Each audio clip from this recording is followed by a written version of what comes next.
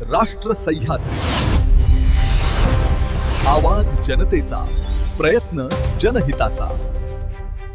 अहिल्यानगरच्या police मुख्यालयात training वेळी hand grenade हातात फुटला. 4 जण आपत्कालीन परिस्थितीचा सामना करण्यासाठी सज्जता म्हणून घेतल्या जाणाऱ्या मॉक ड्रिल दरम्यान अहिल्यानगरमध्ये एक मोठी आणि दुर्दैवी दुर्घटना घडली आहे.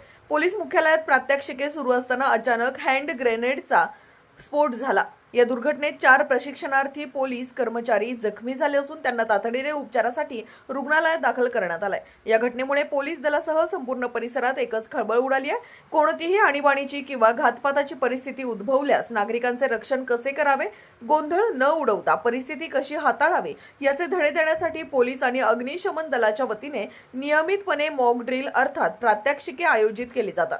अहिल्यानगर पोलीस मुख्यालयाच्या मैदानावर आज सकाळी 10 वाजण्याच्या सुमारास अशाच एका मॉक ड्रिलचे आयोजन करण्यात आले होते.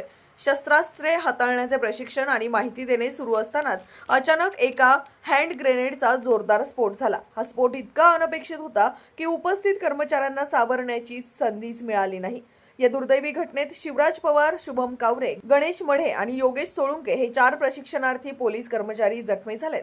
मिळालेल्या माहितीनुसार स्फोट झाला तेव्हा ग्रेनेड अगदी जवळ असल्याने 2 कर्मचाऱ्यांच्या हाताची करंगळी तुटली आहे, तर इतर 2 कर्मचारी किरकोळ जखमी झालेत.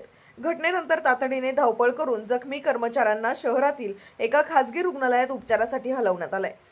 सुदैवाने सर्व जखमी कर्मचाऱ्यांची प्रकृती सध्या स्थिर असून त्यांच्यावर तज्ञ डॉक्टरांच्या देखरेखीखाली उपचार सुरू आहेत. राष्ट्र सह्याद्री, आवाज जनतेचा, प्रयत्न जनहिताचा.